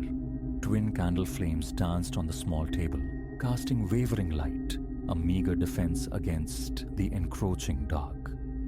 A heavy flashlight lay beside them, a promise of illumination should the power finally yield. Beyond the glass, the city streets were spectral rivers of shadow, utterly deserted. Television had offered no solace, its dialogue drowned by the deluge. Surrender came easily. She sat, mesmerized by the flickering wicks, listening to the storm's relentless assault. When did the other sound begin? Impossible to say. A faint irregularity beneath the torrent, almost subliminal at first. Ilara dismissed it. Wind, debris, imagination frayed by the storm. But it returned. A delicate, insistent scrape, scrape, scrape against the solid oak of her front door. She went utterly still, breath caught, ears straining against the roar. Rain hammered, wind howled, yet distinct beneath it all was that sound. Methodical, dry, like fingernails dragged across old timber. Her gaze locked onto the door, a sudden cold fist clenching around her heart. No one was due. Not now. Not in this maelstrom. Just the wind, she reasoned, a branch torn loose. Yet the scratching persisted, gaining a subtle confidence, an undeniable presence just inches away. A cold film of sweat bloomed across her skin. Rising felt like lifting lead weights. The flashlight beam sliced the gloom, trembling in her grip as she crept forward, each footfall agonizingly slow on the bare floorboards. As her shadow stretched towards the threshold, the scratching ceased. Silence descended, heavy and expectant, broken only by the storm's external rage. Had she conjured it? Was the isolation finally breeding phantoms? Then, thump. A dull, fleshy impact against the wood, followed immediately by the scratching, harsher now, demanding. A gasp tore from her throat. Every nerve screamed retreat, yet compulsion drew her eye to the peephole. Darkness swirled, rain distorting the view into abstract chaos. Nothing visible. But the scraping continued, rhythmic, inexorable. Fear, glacial and sharp, settled deep in her gut. Something was out there, and it wasn't leaving. She retreated a step, the flashlight clutched white-knuckled. Less a tool now than a talisman. Her mind scrabbled for explanations, for logic. Call the authorities? But turning her back on the door felt unthinkable. A fatal vulnerability. As if sensing her hesitation, whatever lingered beyond might surge inward. She forced a shaky breath. Perhaps someone stranded. A desperate thought offered. Someone needing shelter. The notion brought no comfort, only a deeper unease, This felt wrong, fundamentally aberrant. Then, a voice, male, muffled by the thick wood, yet chillingly clear. "Let me in." Low, almost a whisper, laced with something that wasn't rain. "Please, I need help." Alara remained rooted, silent, her pulse a frantic drum against her ribs. Another knock, sharper this time. "Please," the voice pleaded, frayed with desperation. "It's terrible out here. I'm scared." What to do? A sliver of empathy warred with a primal, overwhelming dread that screamed danger. Her palm slicked the flashlight's casing. "I won't hurt you," he murmured, the tone shifting, becoming softer, almost intimate. "Just let me come inside." She swallowed hard, fighting for control, for rational thought, but the tempest outside seemed to echo the chaos within. Alone. Utterly alone. She backed away another step, instinct winning. Bang! The door shuddered violently in its frame. Alara flinched, the flashlight nearly slipping from her grasp. The pretense was over. He was trying to force his way in. Her heart hammered, a frantic bird trapped in her chest. Retreating further, she felt the cool plaster of the wall against her back. Cornered. "Let me in!" he roared. The desperation curdled into raw fury. "You have to let me in." Silence was her only reply, ragged breaths tearing at her throat. Another blow struck the door, heavier still, resonating through the small apartment. Run? The bedroom? Lock herself in. But as she shifted towards the hallway, a new sound froze her blood. The metallic click-scrape of the lock being manipulated. He was picking it. Panic surged. She lunged for a small, sturdy hallway table, dragging it, shoving it against the door with trembling arms. The scratching stopped. A pregnant pause hung in the air. Then, a chuckle drifted through the wood. Low, dark, utterly devoid of humor. "You can't keep me out," the voice crooned, dripping menace. "I always get in." No response. Back pressed flat against the wall, heart pounding, Alara fumbled for her phone. Shaking fingers stabbed at the screen. 911. Call. Pressed to her ear, listening to dead air. Nothing. The storm. The lines were down. Cut off. Truly, irrevocably alone. Another violent slam against the door. The table groaned, wood splintering. She scrambled backward, snatching a chef's knife from the kitchen block, holding it before her like a useless shield. "Open the door!" he bellowed, incandescent with rage. "Last chance!" Her mind raced, seeking escape. The fire escape? Too close to the door, too close to him. Then, silence. Abrupt, total cessation. No banging, no scratching, nothing but the ceaseless drumming of rain. Alara held her breath, listening with an intensity that hurt. Footsteps, slow, deliberate, moving away from the door, receding down the corridor outside. A shaky sigh escaped her lips, relief washing over her in a dizzying wave. He'd given up. Gone. Minutes stretched, marked only by the storm's rhythm and her own decelerating pulse. She began to lower the blade. When the sound returned, fainter this time, different, a delicate tick-scratch from the window. Nausea surged, a primal refusal warred with morbid curiosity. She turned, slowly, dread coiling tight. Pressed against the third-floor glass, slick with rain, was a face. Eyes wide, locked onto hers, grinning. A ghastly predatory curve of lips that split the darkness. Alara stumbled back, the world tilting. Third floor. No fire escape, no ledge, nothing. Impossible. Yet there he was, the grin widening, eyes burning with cold amusement. He tapped the glass, a sharp, deliberate sound that cut through the rain's roar.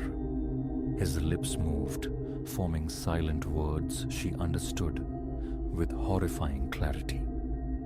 "I'm coming in." Thought dissolved into pure instinct. She bolted.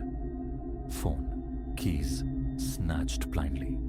The storm, the apartment, none of it mattered. Only escape. She wrenched the front door open, the barricade forgotten, irrelevant now, and fled into the hallway, footsteps echoing wildly. She could feel his gaze burning into her back, a physical pressure, but dared not look. Down the stairs, stumbling, bursting out into the deluge, the rain hitting like a physical blow, soaking her instantly. She collapsed onto the bottom step, drenched, shaking, gasping for air, terror a living thing clawing inside her. Later, much later, the police found nothing. No forced entry, no muddy footprints on the landing, no sign anyone had stood impossibly at her third-floor window. Just a rain-lashed apartment, the lingering scent of candle wax and a Lara, wrapped in a borrowed blanket, shivering uncontrollably. But the absence of proof was its own kind of terror. She knew. She knew the scratching, the voice, the impossible face at the glass were real. He hadn't needed a lockpick or brute force. He was out there, somewhere in the rain-washed city, perhaps just beyond the light, still watching, still waiting, ready to come in.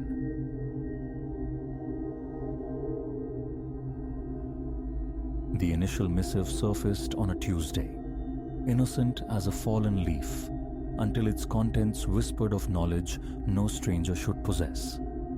That day remains etched sharp.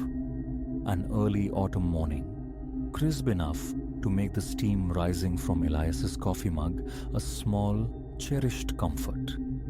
He stood by the kitchen window, sunlight striping the worn linoleum, sifting through the day's post, circulars, demands for payment. When it appeared, a postcard, unadorned, save for a generic vista of mountains he'd never scaled. He nearly consigned it to the recycling bin, a fleeting impulse stayed by some unseen nudge. Flipping it, he found the script, precise, unfamiliar. Trust the morning miles were good. Those crimson trainers have spirit. Elias froze, the mug hovering. He had pounded the pavement that dawn, his favored crimson shoes flashing. But the sender? How?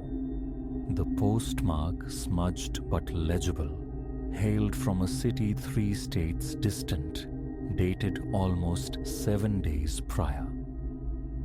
A coincidence, he reasoned, albeit one that prickled the skin.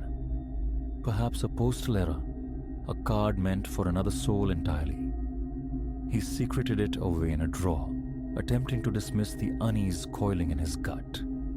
Yet, through the day's rhythm, shadows seemed deeper.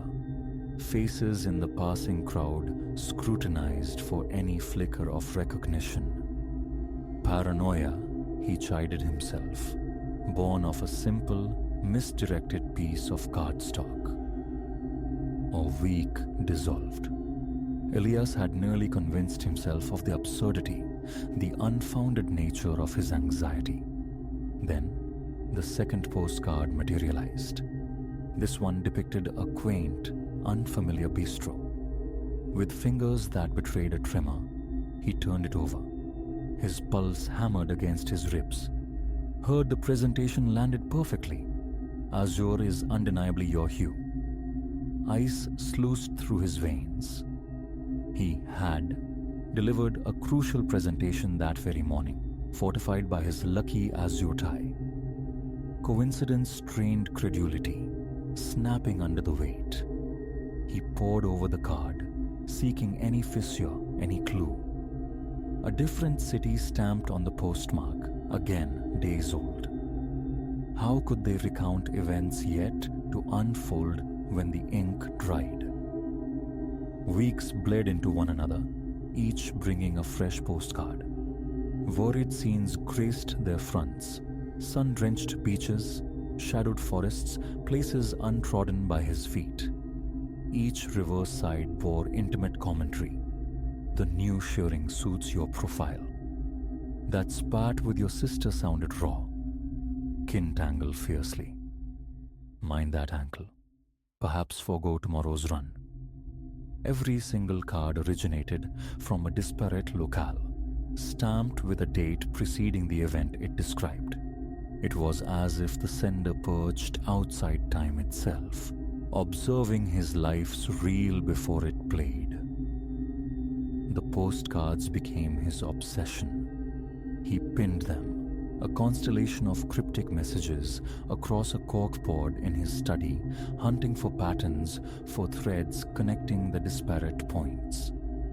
He searched the pictured locations online, mere tourist traps, yielding nothing.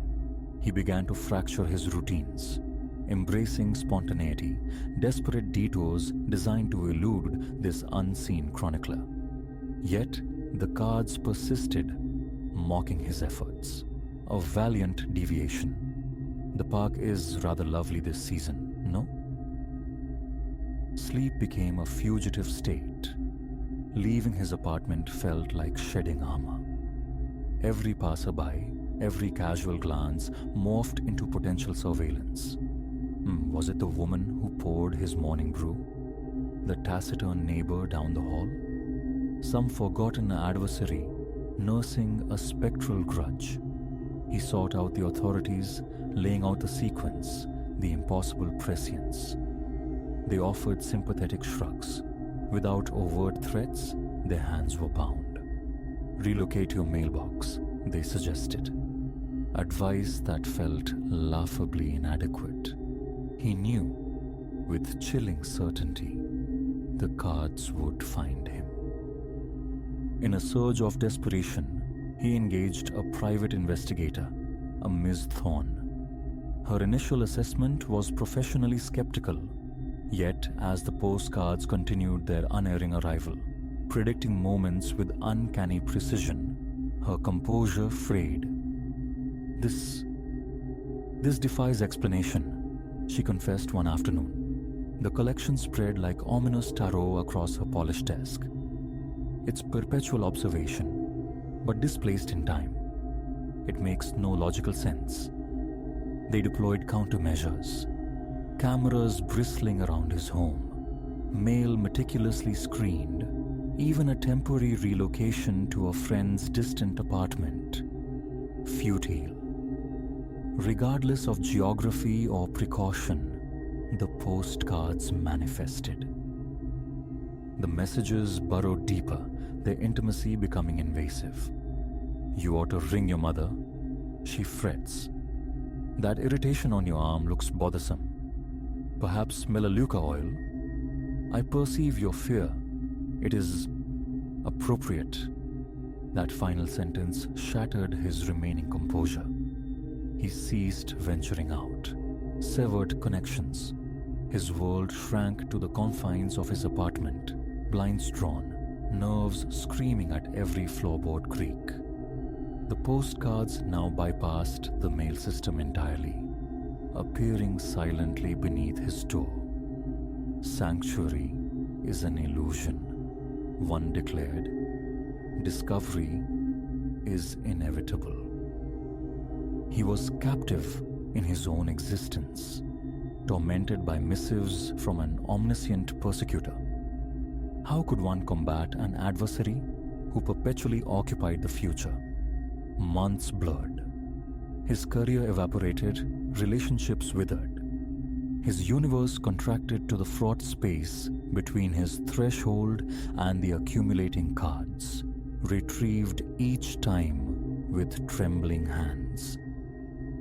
Then, on a Wednesday draped in grey, the pattern fractured. He opened his door not to a postcard, but to a letter, crisp and white, his name inscribed in that disturbingly familiar script.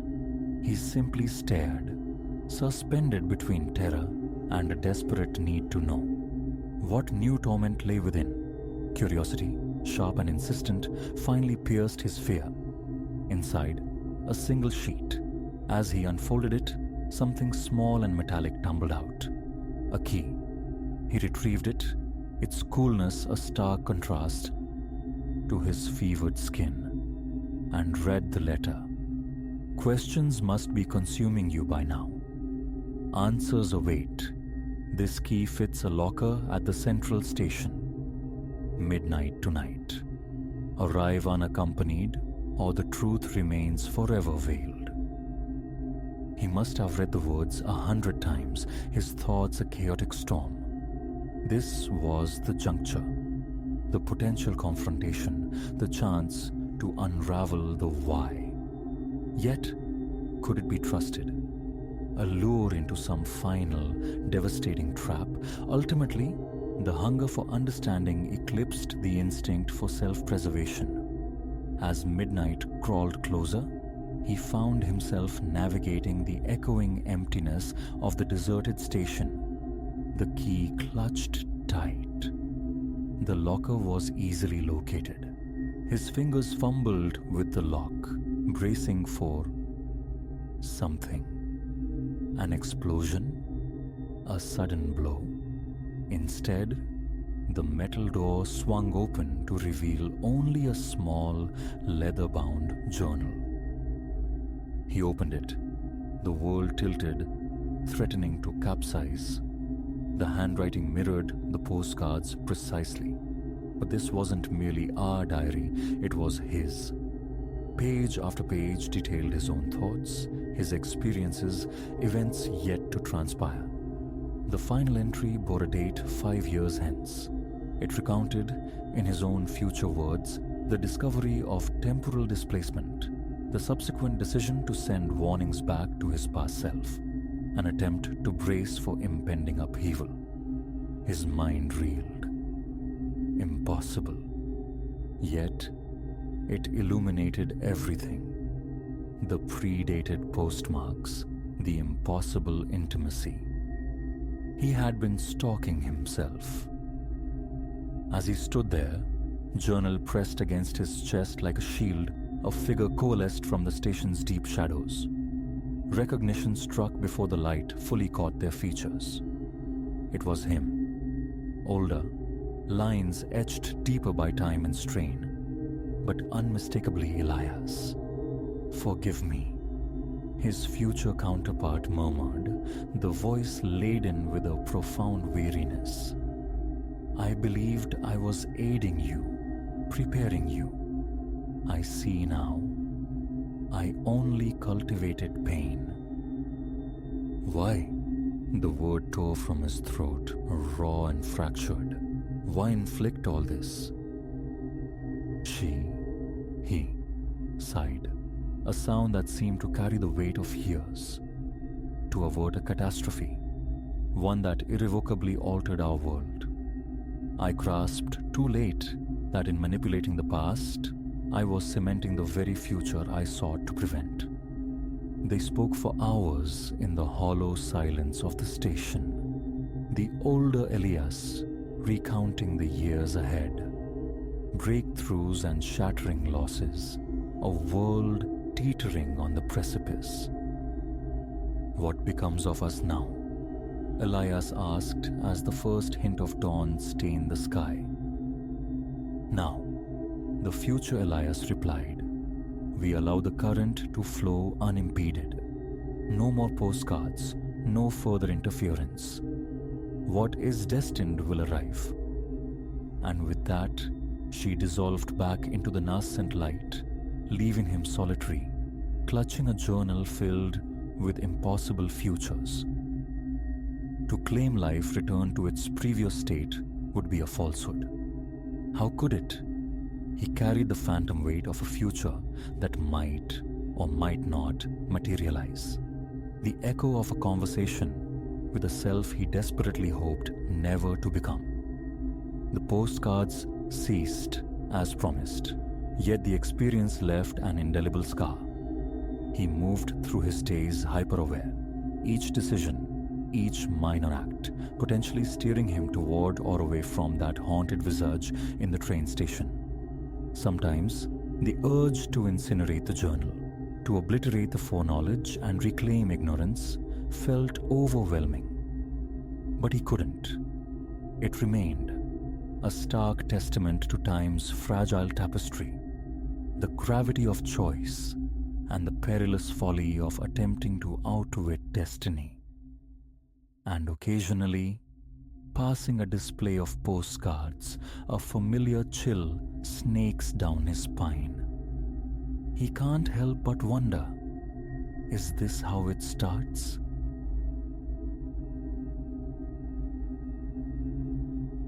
Thursday surrendered to the encroaching dusk as Elara drove the final stretch home. The day's labor, a heavy cloak she longed to shed. Havenwood, Oregon. She'd chosen the name, the place, for its promise of sylvan tranquility, a supposed antidote to the city's ceaseless thrum. Her sanctuary, a solitary two-story structure standing sentinel at the town's quiet edge, flanked by dense battalions of trees, and behind, a field that sighed into the distance. Crossing the threshold, the air met her, thick with an almost preternatural stillness, precisely as she'd left it that morning. Shoes were cast off near the door, her bag slumped beside them, gravity claiming its due. She navigated toward the kitchen, drawn by the primal need for sustenance, fatigue a leaden weight in her limbs. Amidst the refrigerator's cool, humming glow, as she foraged for meager comfort, a dissonant note sounded deep within her, a subtle, insistent prickle of wrongness. A phantom limb of urban paranoia, she reasoned, twitching in the unaccustomed quiet. She forced the thought down. A hastily constructed sandwich, a glass of water, the kitchen table her solitary island in the enveloping hush. But this silence wasn't peaceful vacancy. It felt charged, pregnant, amplifying the appliance's low thrum, the deliberate tick-tock of the wall clock into pronouncements. And then, slicing through the mundane soundscape, footfalls. Indisputable. Faint, yes, like echoes trapped in amber, but undeniably footsteps, originating from the floor above. She froze, breath caught, listening intently. Rationality offered flimsy shields. A forgotten window latch, perhaps? A draft stirring some unseen detritus? Hard drumming a frantic rhythm against her ribs, she moved with ghost-like slowness toward the staircase, ears straining against the sudden, unnerving cessation of sound. The footsteps had vanished, yet the impression of presence lingered, an invisible pressure in the atmosphere. Absurd, she chided herself. Old houses settle, timbers groan. Yet ascending the creaking treads, each step a small betrayal of her forced calm. The nape of her neck prickled with ancient alarm. The upstairs hallway stretched before her, a dim corridor carved by a single low-wattage bulb, its shadows long and dancing. Bathroom, vacant. The spare room, undisturbed.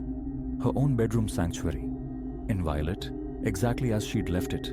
Every window was latched, every door secure. A ragged sigh escaped her lips, tasting of relief mingled with self-reproach. Foolish. Downstairs again, the television's flickering, synthetic chatter became a necessary bulwark against the encroaching stillness. Just nerves, she insisted silently. The unfamiliarity of profound quiet. Sleep, when it finally claimed her, was a shallow, restless thing. She surfaced abruptly in the deep cradle of the night, the catalyst for her waking initially obscure. The room was a cavern of blackness, the house utterly silent. She lay still, wooing sleep's return, until the sound rematerialized. Footsteps. Not distant now, not muffled by floorboards, but intimately close, patrolling the threshold just beyond her bedroom door. Her pulse leaped, a startled bird in her chest. Sitting bolt upright, breath held captive, she listened to the slow, measured tread, a deliberate, almost thoughtful pacing. Trembling fingers fumbled for her phone on the nightstand. Its beam, when activated, sliced the oppressive dark. She slipped from bed, a wraith moving through her own space, drifting toward the door. Holding the light low, a hesitant spear probing the unknown, she eased the door open, inch by painstaking inch. The corridor lay bare. The beam swept left, then right, illuminating only swirling dust motes and the gaping mouths of empty doorways. A few tentative steps out into the hall, every nerve ending alight, her eyes scanning the deep pockets of shadow. Another fruitless search through the still, silent rooms above. Retreating to the relative safety of her bed offered no true solace. Her mind, a frantic loom, wove terrifying tapestries of possibility. Sleep remained elusive, a distant shore, leaving her adrift for hours in a churning sea of hypervigilance. Every creak and settling groan of the old house a potential harbinger. Daylight brought a fragile veneer of normalcy. At work, she moved through the motions, consciously labeling the night's terrors as anxieties born of isolation and an overactive imagination. Yet returning home at twilight, the unease coiled around her again, immediate and visceral, a palpable sense of being observed. She performed her evening rituals, preparing a simple meal, tidying aimlessly, but the windows felt less like portals to the outside world and more like eyes staring in. Each involuntary glance revealed only the familiar tableau, the deserted yard dissolving into the Stygian tree line at the field's edge. Later, preparing for bed, a flicker of motion snagged her peripheral vision. A subtle disturbance in the expected interplay of shadow and faint porch light outside her window. She pivoted, her heart kicking violently against her ribs. There, materializing from the gloom, just beyond the amber spill of the porch light, stood a figure, tall, starkly silhouetted against the deeper night, his face a pale, emotionless mask turned upward, fixing her with an unnerving, unblinking stare directly into her eyes. Elara stood transfixed, a cold paralysis seizing her muscles. "Call the police," the thought screamed, but the imperative to maintain eye contact, to not break the terrifying connection, felt stronger. He remained utterly still, a statue carved from night and profound silence. As she instinctively recoiled, her hand fumbling blindly for the phone that felt miles away, her gaze snapped back to the window. He was gone. The yard lay empty, reclaimed by the wind-stirred ballet of shadows among the trees. Her voice, when she finally spoke to the dispatcher, was a thready whisper. Officers arrived, their flashlights cutting impatient arcs through the darkness, their boots scuffing the dew-kissed grass. The methodical search yielded nothing. No footprints near the window, no broken twigs, no tangible proof of intrusion. "Likely just some local kids, ma'am," one offered, his tone a practiced blend of reassurance and dismissal. New person moves into the house on the edge of town, sometimes gets attention. But Elara knew the utter vacancy in those eyes, the chilling stillness of his posture. He wasn't a prank. The ensuing days unfurled under a pall of tension. Each homecoming was a hesitant pause at the door, her eyes sweeping the property line for his silhouette. The yard remained stubbornly empty, yet the certainty of his unseen presence lingered. an invisible watcher lurking just within the tree line's shadowed embrace. One evening, seeking refuge in the television's flickering distractions, the footfalls began again. Not faint this time, not hesitant, but bold, insistent, echoing through the house from the upper floor with jarring clarity. Flashlight clutched like a talisman, heart hammering a frantic rhythm against her sternum. She ascended the stairs once more, each step deliberate, agonizingly cautious. At the landing, the beam sliced through the familiar upstairs gloom. Empty hallway, vacant rooms. Then, a new sound, insidious and chilling. A delicate, rhythmic tap-tap-tapping. It emanated from her bedroom window. A glacial cold traced the length of her spine. She drifted toward the sound, drawn down the hall as if by an invisible thread, the soft, persistent tapping, a grotesque summons. Reaching her bedroom threshold, she paused, drew a deep, shuddering breath, and swept the curtain aside. He was there, pressed against the outer pane, his face mere inches from hers, separated only by the fragile barrier of glass. His eyes, impossibly wide and reflecting no light, locked onto hers with terrifying intensity. She stumbled backward, a strangled gasp tearing from her throat, her mind scrambling, failing to reconcile the proximity, the silent, predatory stillness. He remained frozen, a death mask against the night. His pallid features utterly serene, utterly horrific. Primal terror ignited, overriding thought. She fled. Down the stairs in a frantic scramble, bursting through the front door into the vast, indifferent night. She didn't stop running until the car door slammed shut behind her, the metallic sound echoing in the stillness. Her hands, slick with sweat, trembled violently as she fumbled with the ignition keys. The engine roared to life, headlights cutting a desperate swath through the darkness as she sped away. Destination irrelevant, escape the only imperative. A sterile, anonymous motel room offered temporary, fragile sanctuary. She spent the night rigid, staring at the unfamiliar textured ceiling, every distant car door slam, every creak of the building, a fresh jolt to her shattered nerves. Days bled into one another before a desperate need for her own space, perhaps, or a grim resignation, drove her back to the house on the edge of Havenwood. It stood silent, seemingly undisturbed, exactly as she had abandoned it in her flight. Yet the violation lingered, an invisible stain on the air, the profound sense of being watched persisting.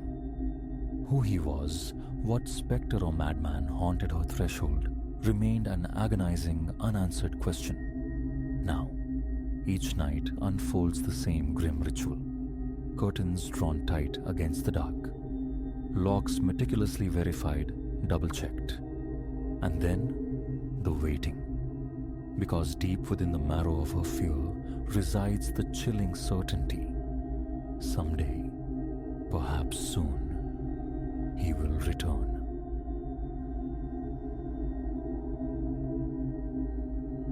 Headlight beams sliced futilely through the swallowing black, finding only an asphalt ribbon spooling into infinity. Below the dash, the fuel needle trembled near zero, a mechanical heartbeat mirroring the thrum of dread in my own chest. Then, the sky wept. First tentative taps, then a drumming cascade against the glass. Through the blur, a stuttering pulse of neon. Gas 24/7. An island in the deluge. Pulling towards its sickly glow, I had no inkling I was steering into the epicenter of a night conceived in nightmare. Hours had bled together on the highway, the hypnotic drone of tires on wet pavement, a hollow lullaby. This solo voyage across state lines, meant to cleanse the residue of a fractured love, had instead steeped me in a profound, suffocating solitude. By the time I coasted under the station's skeletal awning, the rain was a vertical river. The place was a relic, paint curling from warped wood like sunburnt skin, half the sign's letters dark voids. Yet, my thirsty engine left no room for prudence. The ancient metal canopy offered scant refuge. Emerging, a vicious gust shoved me sideways. I hugged my jacket close, shivering, fumbling with the cold, greasy nozzle. A discordant jingle broke the storm's rhythm. The station door creaked open. A figure detached itself from the shadows within. An old man, 60s perhaps, his beard a grey tangle, eyes possessing an unnerving fixity. He shuffled towards me, dragging one leg almost imperceptibly. "Evening," he rasped, the sound like stones grinding together. "Foul night for a journey." I manufactured a nod, a tight smile. Yes, the storm caught me. Thank goodness for this place. His lips peeled back from teeth stained the color of old ivory. "Oh, fortune smiles on you indeed. We're off the beaten path. Don't get many travelers. Certainly not solitary young women like you." Ice colder than the rain traced a path down my spine. I pivoted back to the pump, willing him to retreat into the gloom. He did not. "Where you bound?" he pressed, closing the distance. The air thickened with the scent of stale tobacco and something else, rank and unidentifiable. "Just passing through," I offered vaguely, gaze locked on the rising numbers. "Got a ways to go." He emitted a low chuckle, a sound that prickled my skin. "A long way, is it? Treacherous out there. Best come inside, wait out the worst of it." My head shake was definite, though my voice quavered. "Thank you, but I need to keep moving." The pump clicked, signaling fullness. I secured the nozzle with haste. As I turned for my car door, his hand clamped onto my forearm. Fingers surprisingly strong, bit into my flesh. "I insist," he breathed, his voice dropping to a menacing intimacy. "Not safe. Come inside." My heart hammered against my ribs. I tried to wrench free. "Let go." The command was thin, brittle with fear. His grip became a vice. He began to pull me inexorably towards the dimly lit station. Now, he crooned, a parody of comfort. No need for fuss, just offering shelter. Raw panic detonated within me. I twisted violently, yanking my arm free, stumbling backward on the slick pavement. Logic fled. Instead of lunging for my car, I bolted, plunging into the churning darkness beyond the station's feeble reach. His shouts pursued me, swallowed by the wind's roar. Rain lashed my face as I ran sightless, propelled only by the need for distance. The earth beneath was a treacherous landscape of unseen hollows and grasping roots. Whipping branches clawed at my face and arms as I crashed deeper into what I belatedly understood was thick woods. Stopping was unthinkable. The memory of his touch, the predator's glint in his eyes, these were my fuel. How long I fled, I cannot say. Time dissolved in the tempest and the dark. Then my foot snagged, root or stone, I never knew, and I pitched forward. Agony flared in my ankle as I struck the sodden ground, the impact stealing my breath. I lay there, momentarily stunned, inhaling the taste of mud and decay. The stark horror of my predicament settled. Lost, injured, adrift in an unknown forest during a storm. Hunted. With a groan, I hauled myself upright, leaning heavily against a tree trunk. My ankle screamed, sprained if not broken. The downpour had eased to a persistent drizzle, but the cloud cover was absolute, extinguishing any hope of moonlight.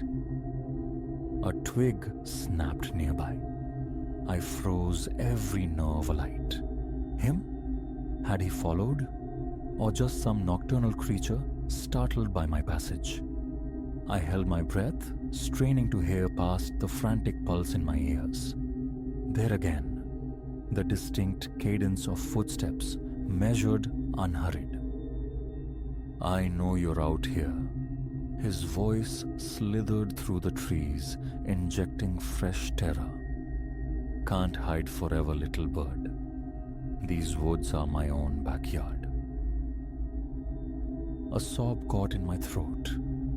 I flattened myself against the rough bark, wishing I could merge with it. The steps drew nearer. I had to move. Silently, painfully, I began to edge away, each footfall a fresh wave of agony from my ankle. I fought to quiet my ragged breathing, terrified the sound would betray me. "Come on out now," he called, his tone slick with false solicitude. "It's dangerous alone. Wild things out here. I just want to help." I wanted to scream that he was the danger, the only wild thing I feared, but silence was my shield. I focused solely on placing one foot before the other, pushing deeper into the seemingly endless trees. Each trunk looked identical in the gloom. I was utterly lost, unsure if I was moving towards salvation or further into the snare. Survival was the only compass. Stumbling through a small, moonless clearing, my foot struck metal. Looking down, I saw it. The rusted jaws of an old animal trap, teeth still wickedly sharp beneath the grime. A profound chill settled over me. This wasn't wilderness. It was a hunting ground. And I was the quarry. His voice had receded, but I couldn't afford hope. He was out there, patient, circling. Hours might have passed. The rain ceased, leaving me soaked, shivering violently. My ankle throbbed relentlessly. Exhaustion pressed down like a physical weight. Yet, the primal instinct to live kept me shuffling forward. As the blackness began to soften, yielding to the faintest gray pre-dawn light, a sound reached me, distant but unmistakable. The hum of traffic, a road, civilization, safety. Hope surged, lending strength to my failing limbs. I pushed through the thinning undergrowth, ignoring the pain. Glimpses of dark pavement flickered between the trees. Just as relief began to bloom, a hand clamped firmly onto my shoulder. I shrieked, whirling, bracing for the final confrontation. But the face I saw wasn't Silas's. It belonged to a state trooper, his expression taut with concern. "Mom, are you okay?" he asked, his other hand already reaching for his radio. "We've been looking for you all night." The adrenaline that had sustained me vanished in an instant. My legs buckled. I crumpled to the wet earth, racked with shuddering sobs. Between gasps, the story spilled out. The isolated station, the luring old man, the desperate flight. The officer listened, his face hardening. "You're incredibly lucky," he said quietly. "We've had reports. A man matching that description. Several women have vanished around here over the years." Later, as the rising sun painted the clouds with strokes of rose and gold, I sat huddled in the back of an ambulance, swathed in a scratchy blanket. Police cruisers swarmed the derelict gas station, now cordoned off with yellow tape. Silas was gone. My mind struggled to encompass the night's events, the terrifying proximity to becoming another face on a missing poster. A detective approached, notepad ready. As I prepared to give my statement, a silent resolution formed within me. Never again would I dismiss unease as mere nerves, never ignore the prickle of instinct. I had looked into the abyss and somehow stumbled back. The long road ahead suddenly felt trivial. I was breathing. I was whole. And I carried a story, a stark warning whispered from the edge. Darkness sometimes wears the most ordinary masks. As the ambulance pulled away, carrying me towards light and a future I had almost forfeited, I closed my eyes, offering a silent, fractured prayer. The nightmare had ended, but its shadow would linger, a permanent reminder etched upon my soul.